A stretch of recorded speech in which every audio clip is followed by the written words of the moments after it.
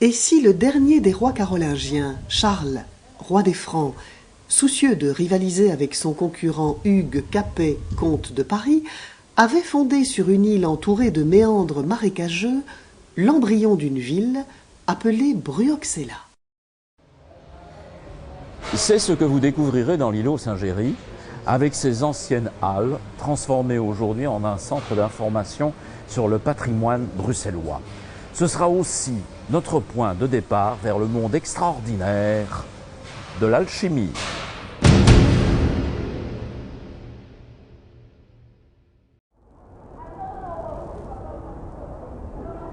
Comme on entre dans un livre par le premier chapitre, on entre sur la Grand Place de Bruxelles par la préface de ce livre d'alchimie, en l'occurrence l'église Saint-Nicolas.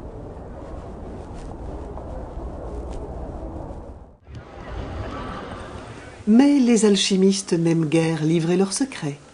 Et pour augmenter la difficulté de lecture du profane, volontairement, ils ont mélangé les chapitres. C'est ce rébus alchimique que nous allons dévoiler. Car derrière ces façades de maisons de corporation ou de métiers se cachent des secrets réservés aux adeptes.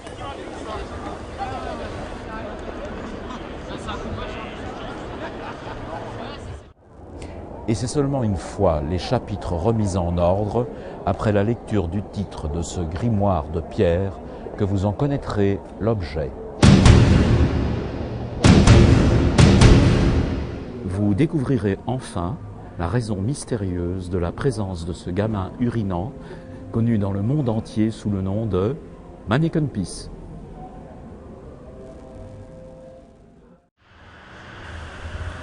C'est dans ce très ancien estaminet, vieux de plusieurs siècles, que se réunirent après 1944 les plus illustres figures du surréalisme belge.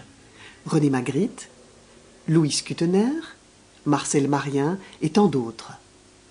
Aujourd'hui classé monument historique, il est aussi une halte rafraîchissante sur notre parcours. Plus haut, de la place de Dinan, on emprunte la rue de Villers. Ici, on peut encore voir les vestiges de la première enceinte de Bruxelles, datant du XIIIe siècle. En amont, découvrons la masse imposante, mais néanmoins élégante, de la tour Renaissance. En poursuivant notre route vers le Sablon, nous nous arrêterons à l'église Notre-Dame de la Chapelle pour mieux évoquer la vie d'un des alchimistes les plus célèbres, Pierre Bruegel, peintre aussi, rassurez-vous. Arrêtons-nous un instant devant cette statue représentant à gauche le comte Lamoral d'Egmont, héros de la pièce éponyme de Goethe et de l'ouverture 1810 de Beethoven. Et à droite, Philippe de Montmorency, comte de Horn. C'est en particulier à ce dernier personnage que nous nous intéresserons. Décapité le 5 juin 1568, ainsi que son compagnon d'infortune, sur ordre du duc d'Albe, Philippe de Montmorency, 224e chevalier de la Toison d'Or, était un gentilhomme de haute noblesse et très en cour auprès de Charles Quint.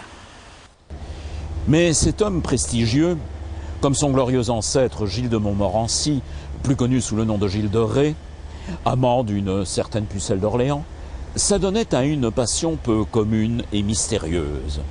Une passion qui nous intéresse au plus haut degré, l'alchimie. Nous ne terminerons pas cette journée sans passer un moment dans le souvenir de ce fameux quartier populaire des Marolles. Il fut celui de Pierre Bruegel. Nous découvrirons la maison, rue Haute, où il vécut jusqu'à sa mort avec son épouse et ses 2 enfants. Nous déambulerons dans ce Bruxelles des défavorisés, mais aussi des Gavroches épris de liberté. Quartier à la mode et branché aujourd'hui, on y croise encore l'habitant qui s'exprime dans ce savoureux patois bruxellois, mi-flamand, mi-français, qu'on appelle le bruxellaire.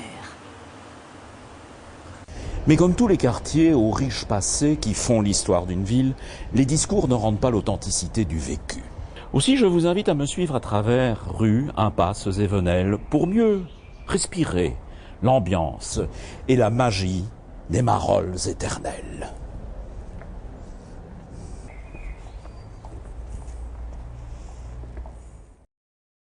Dans le dédale de l'îlot sacré, au cœur du centre historique, nous irons saluer la fiancée du Manneken-Pis.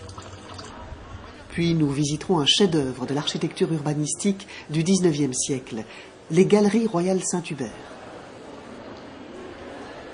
Parmi les toutes premières galeries couvertes d'Europe, elles ont conservé toute leur majesté, marquées en outre par quelques repères maçonniques dignes d'intérêt.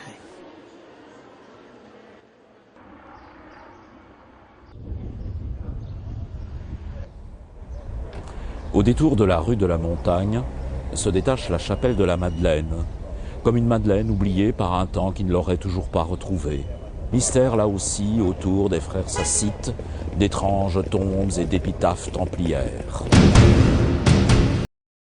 Celle qui fut longtemps une collégiale, jusqu'en 1962, la cathédrale Saint-Michel-et-Gudule, se dresse sur l'une des 7 collines sacrées, entourant l'antique Bruoxella, le Treurenberg. Ici, le mystère commence à s'épaissir. Le caveau des ducs de Brabant est-il sous la cathédrale? Les travaux de désenclavement de la crypte, en 1991, ont-ils permis de nous éclairer sur ce sujet? Et enfin, qu'en est-il du trésor supposé de Sainte-Gudule? Est-il purement imaginaire? Des traces ou des fragments ont-ils jamais été découverts? Entrons, si vous le voulez bien, sans plus attendre, dans la cathédrale.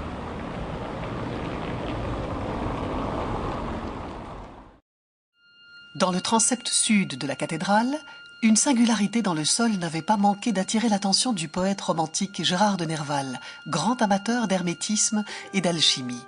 Épris de ces sciences, au point d'écrire la pièce L'Alchimiste, en collaboration avec Alexandre Dumas, autre écrivain dont nous découvrirons le parcours étonnant au cœur de l'ésotérisme bruxellois. En attendant, nous coulerons notre regard dans celui de Gérard de Nerval, et le laisserons courir, tantôt d'un vitrail à l'autre, tantôt le long de la méridienne de cuivre, jusqu'aux 4 bêtes d'Ézéchiel.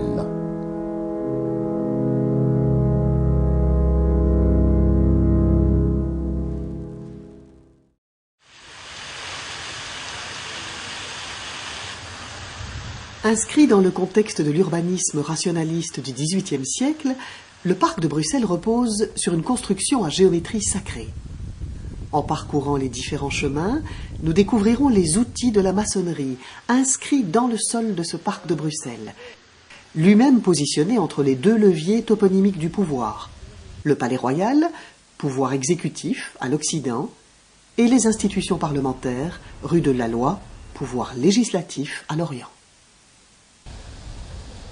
Mais ce ne sont pas les moindres signes étranges que nous relèverons ensemble dans ce temple de verdure.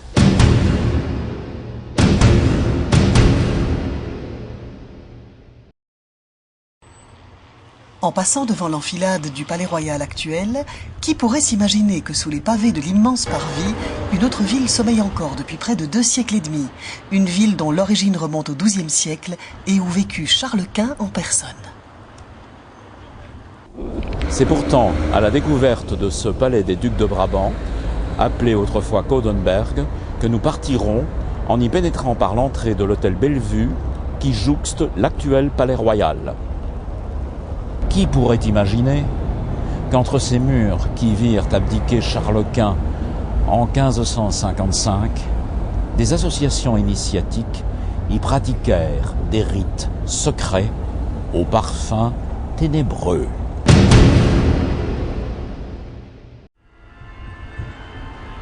Sous l'impulsion du duc Charles-Alexandre de Lorraine, beau-frère de l'impératrice Marie-Thérèse d'Autriche et gouverneur général des Pays-Bas autrichiens, des travaux de grande envergure furent entrepris entre 1774 et 1780.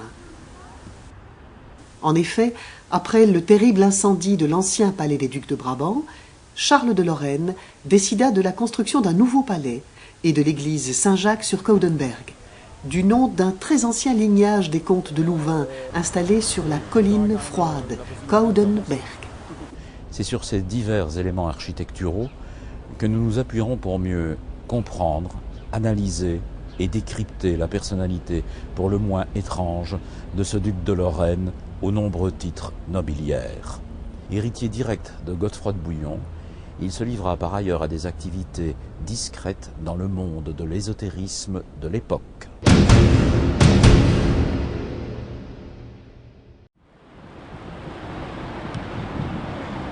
Notre parcours maçonnique débutera par une visite à l'église Sainte-Catherine.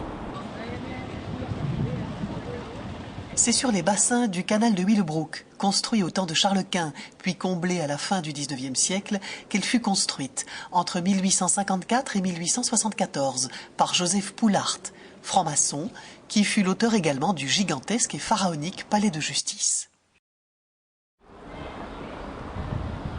Mais c'est la tour noire et la tour de l'ancienne église, bâtie sur les ruines de la chapelle datant des débuts du XIIIe siècle, qui retiendront toute notre attention.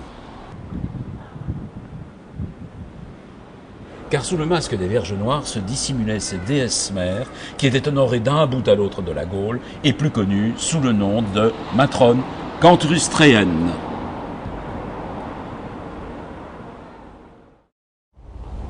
En remontant depuis l'église de Sainte-Catherine l'immense esplanade du marché aux poissons, dont les dimensions résultent de la taille imposante du bassin Sainte-Catherine qui fut remblayé vers la fin du XIXe siècle, nous déboucherons devant la fontaine obélisque dédiée à Jules Anspach, un des plus illustres bourgmestres de la ville de Bruxelles. Considéré comme le grand architecte de la capitale, Jules Anspach, franc-maçon, comme presque tous les bourgmestres de Bruxelles de 1830 à 1909, réussit le pari de donner à sa ville le statut de grande métropole européenne, tout en préservant le cachet de son histoire. C'est enfin à partir de cette fontaine que nous irons admirer le monument symbolique dédié à la mémoire de Pierre Van Humbeek, qui fut ministre de l'Instruction publique et également grand maître du Grand Orient de Belgique de 1869 à 1871.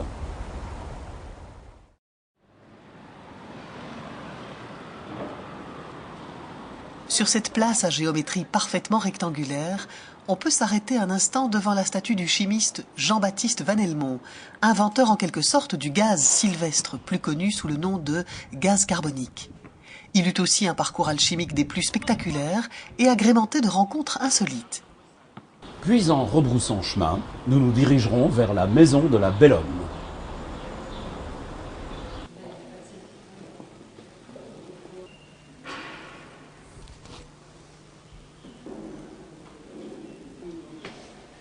C'est grâce au bourgmestre franc-maçon Charles Bulls que nous avons la chance de pouvoir la contempler aujourd'hui.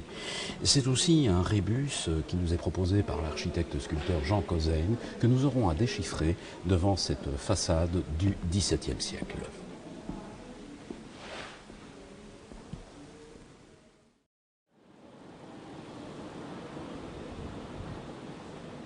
Cette place, carré long de 98 mètres sur 47, se caractérise par son architecture dorique.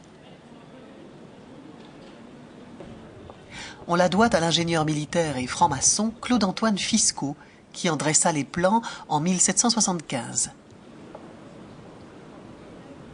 Cette place, qui à l'origine s'appelait la place Saint-Michel, ne fut jamais une place royale, en dépit de la destinée qu'on lui connaît aujourd'hui et de sa symbolique patriotique.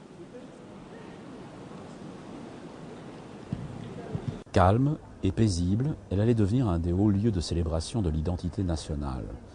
Quand après la Révolution de 1830, on érigea en son centre un monument à la gloire de la patrie, sous lequel sont ensevelis les martyrs de la liberté.